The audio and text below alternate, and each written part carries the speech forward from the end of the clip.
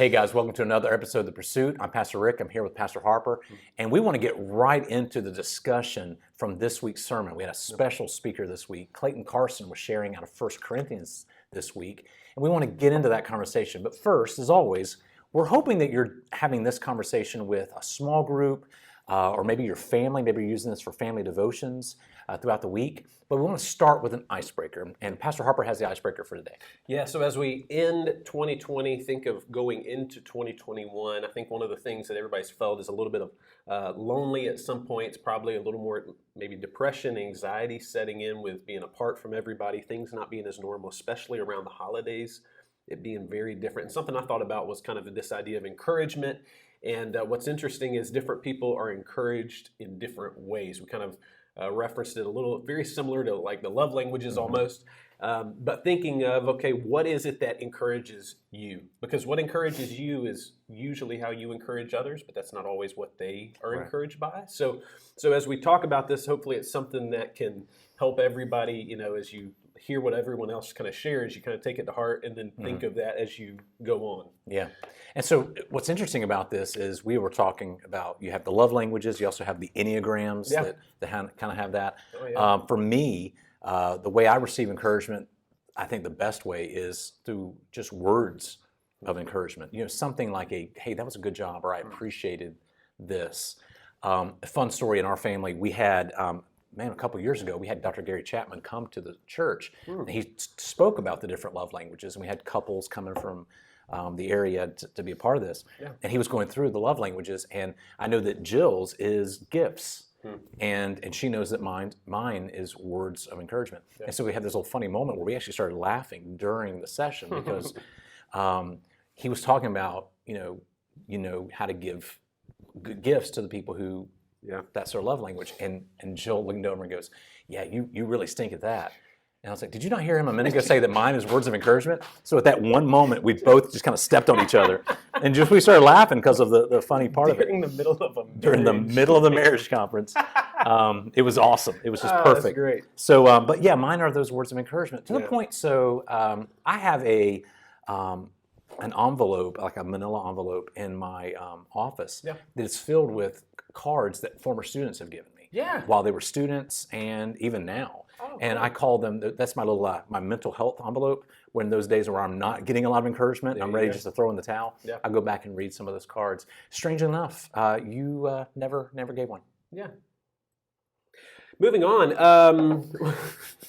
No, I've got a similar, I said that because I've got a similar kind of thing in my office where I've got these letters and I kind of kept them as this kind of encouraging time. I haven't looked at them in a while, so I need to go back.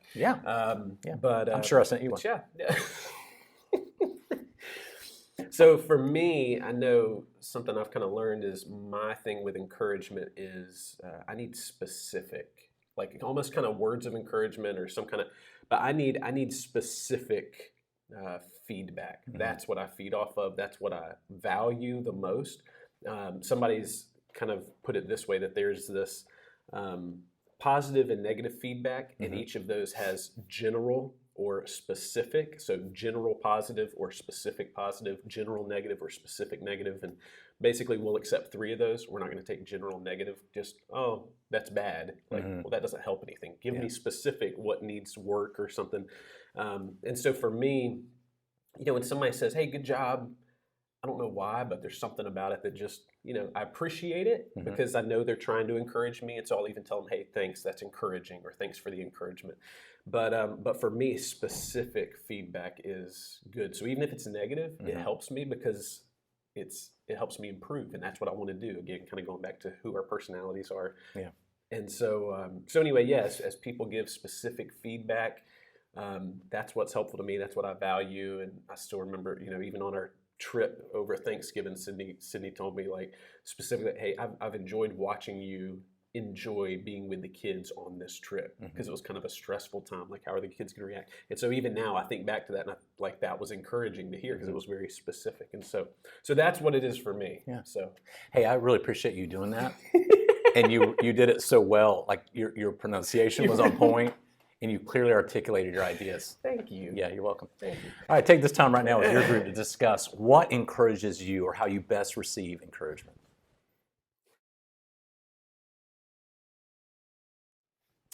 Okay, well, Klayton's sermon this week, he spoke out of 1 Corinthians, where he talked about the various different types of building. He talked about the temple of God being the local church.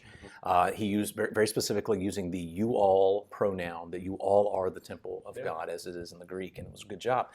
And he talked about the ways we build. He mentioned 3 specific builders. He mentioned the one who builds on imperishable things. He talks about the bad builder. Then he talks about the good builder and then the destroyer. And so when he spoke about the good builder and the bad builder, he talked about the perishable and the imperishable. The good builder builds with the imperishable things, and the bad builder builds with the perishable things. So as we were watching the sermon, thinking out, what could possibly we could be using as a discussion question, the question popped up is, how do we discern between what is perishable and imperishable? He gave us some in the sermon, but let's be very specific. How can we discern between the two? Yeah, so I mean, one of the things, and I think he even kind of mentioned this, was, we are meant as builders to build up each other. We're meant to build up the church. We're meant to encourage each other, and so as we do that, are these things we're doing? Is it building up others, or is it tearing them down? Is it building up ourselves instead of building up others? And so there's that kind of, okay, who's being built up by what I'm doing? Is it just me, or is it others? Is it the local church? Is it the body as a whole? Like, who is being encouraged and built up by what I'm doing? Why is this making an eternal impact instead of just an impact that I can see in my lifetime? And that's kind of one of those things of, kind of how do you discern between those two? Because it is difficult. It is, they are somewhat closely related. Yeah, and as he was teaching on that, I was thinking of in the Old Testament, you have the story of Hezekiah. Hezekiah, there's these different groups of people, these different envoys from Babylon who come to look at all the magnificence of his palace and the temple. And then Isaiah comes in and says, who are those guys? They were Babylon. I mean, he's all kind of prideful. They were Babylonian envoys, and they were, I showed them everything. Yeah. And Isaiah says, well, that was dumb. That's the Clinard translation. Well, that was stupid. Because, after you die, they're going to come and take this stuff from your sons. Yeah.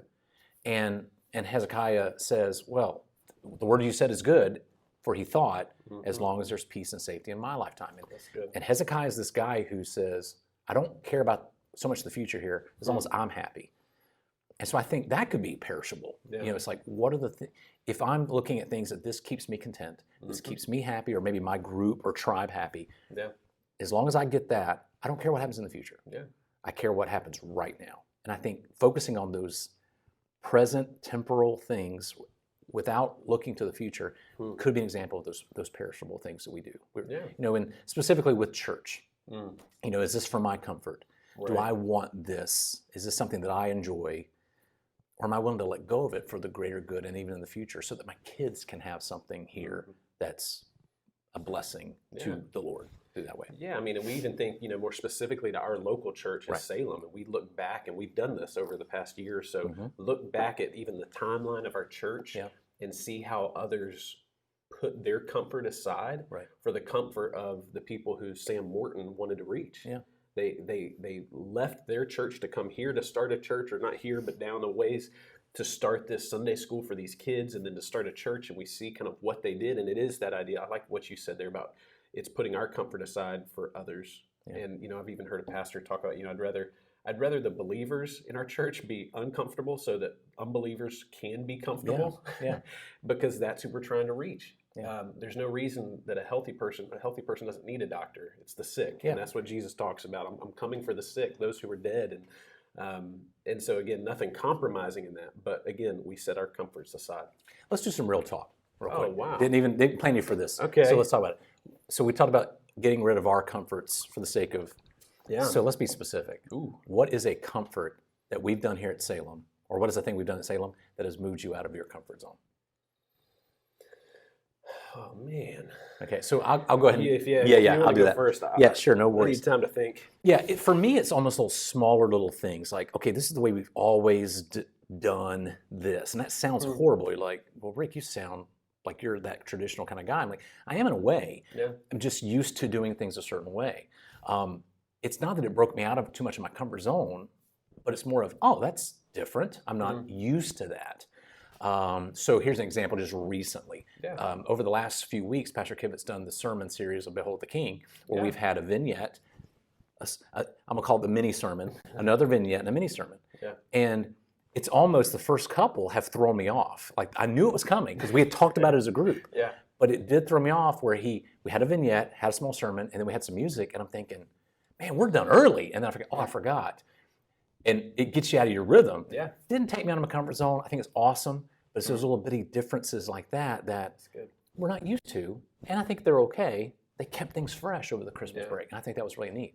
Okay, so I'll say this. This was something we were kind of talking about beforehand, not even thinking of this, but the past 2 weeks, Pastor Kivett used a kid's Bible. Yeah. And read from the kid's Bible. And even as he started reading it, I'm thinking, oh, this is a little odd.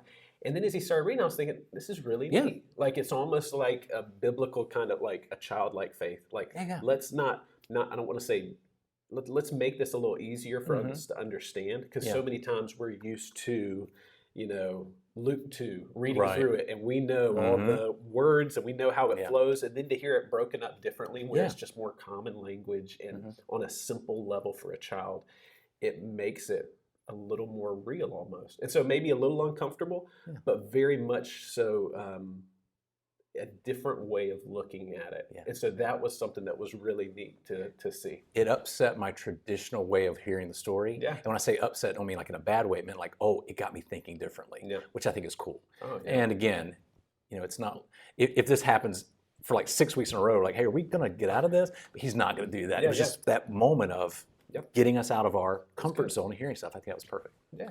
We'll take this time right now with your group to talk about these things. What could be the differences between the perishable things and the imperishable things, and how do you discern between the two?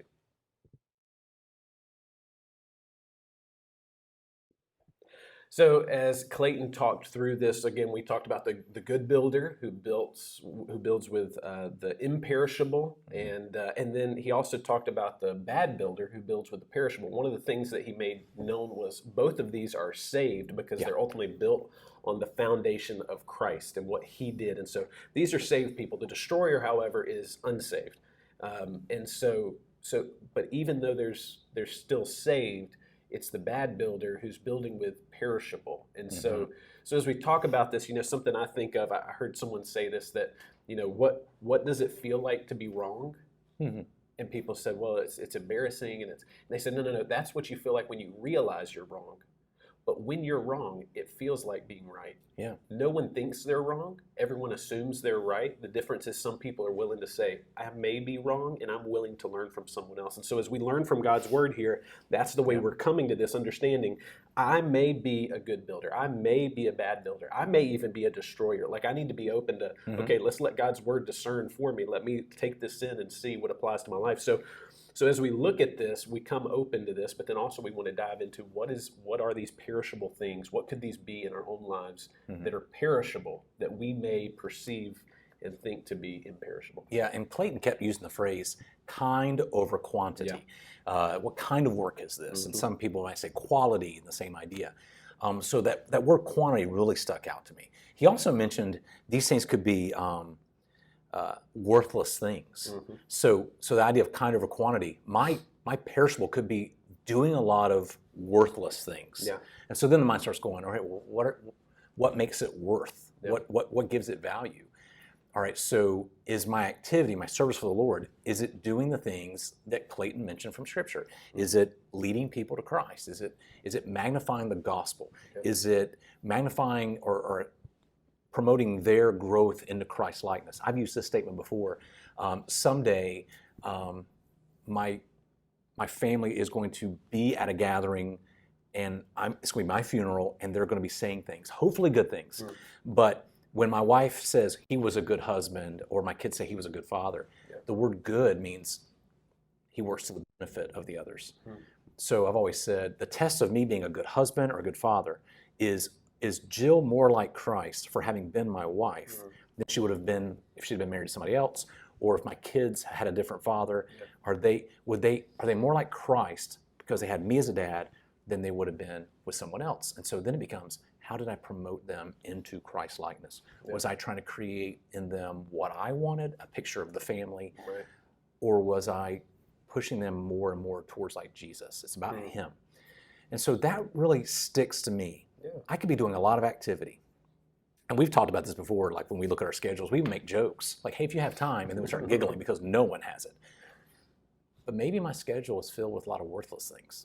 Maybe it's not that it's bad, not that I'm wasting time, television or playing video games. I'm not wasting time. It's, am I squealing the tires and not actually getting any traction? Am I doing something that's of eternal value in the lives of our church? When we stand before the Lord as pastors, were you a good pastor? Well, it was the Salem that was under my care more like Jesus than they would have been if they didn't have me. And that's something it really, not keeps me up at night, but it really stirs me on to doing things better. Man. Yeah, and I even think of that, as we talk about our schedule and the things we have, it's like we're busy, but are we busy with the right things? Like you said, because even Klayton talked about, they seem busy, like they're building just like the good builder. The difference is what they're building with. They're building with worthless things, therefore what they build is worthless. So the good builder and the bad builder look very similar. They're both active, they're both involved, they're both doing a lot of things. But it comes down to what are you doing, that kind or quality of what you're doing versus the quantity of it. And so, if you're saying yes to this, then you're saying no to something else. And so that's why we have to be careful with what we say yes to. And so that's why it's good to say no to certain things, because you're able to say yes to something that's better. And so as I think about this, these perishable things, they are these things that, we've talked about justification by activity. You've mentioned that, and we feel like that. I'm serving in this area. I've served on this committee for this long. I've been a deacon, or I've been a pastor, or I volunteer my time here. I've donated this much money, whatever it is. And we tie that into our salvation story. And sometimes that becomes our salvation rather than the works and proof of our salvation sometimes. And we tie that and get that very mingled together too closely. And so as we look at this, we look at, okay, are these things for the church or are they for me? Who's ultimately benefiting from this? And then even thinking of, I think of avoid, like he said, avoid being selfish, sinful, and stagnant. These perishable things do not help us in fighting off sin. They don't fight laziness. They don't fight or pursue spiritual growth. They don't invite others into our lives to speak truth into our lives and hold us accountable and have these real relationships with. Instead, sometimes what happens is, like he said, it brings division.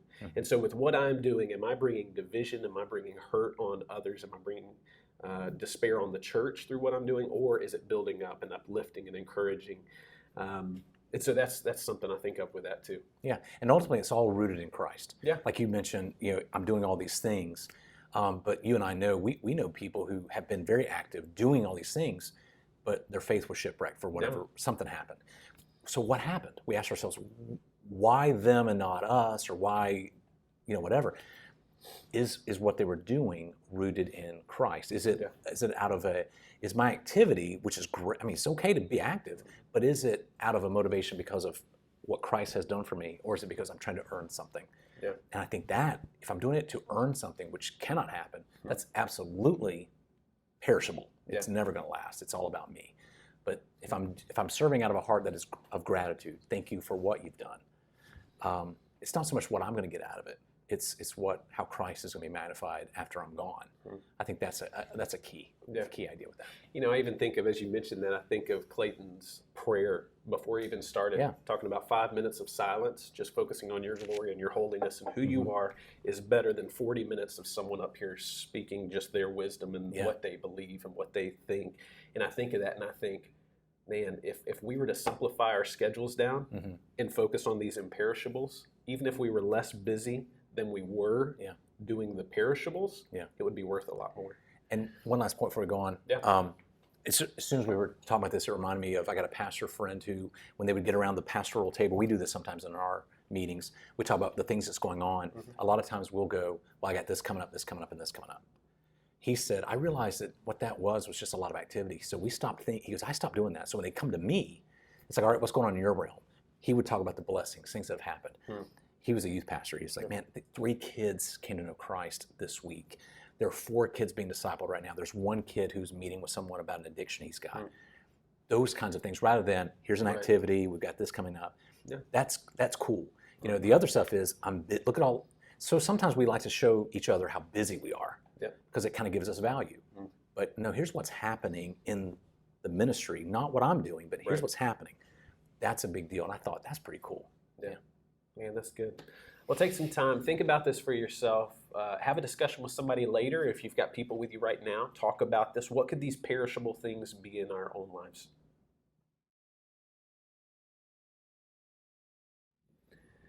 Well, hey, as we're ending, we actually want to end with a challenge, and it kind of ties back into our icebreaker. As you have thought about specific ways, you know, like that you're encouraged and what that looks like for you, hopefully, if you don't have anybody with you right now, hopefully you'll reach out to somebody, talk with them about that.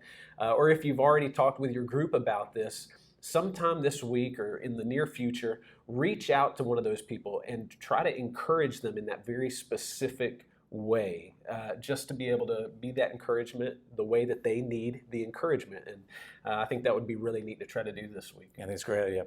As always, you can watch previous episodes of The Pursuit by clicking the link on your screen, as well as finding past episodes of our sermon series from Ephesians, Death to Life. Yeah, good job with that. Thanks, man. Probably could have done a little bit. I appreciate that. Yeah, you can also go back and watch past Pursuit videos. You can find whatever. We've also got the videos from our series on Behold the King that were sent out last week. So go back, watch those. Share any of this with people that might need encouragement during this time. And we'll see you next week.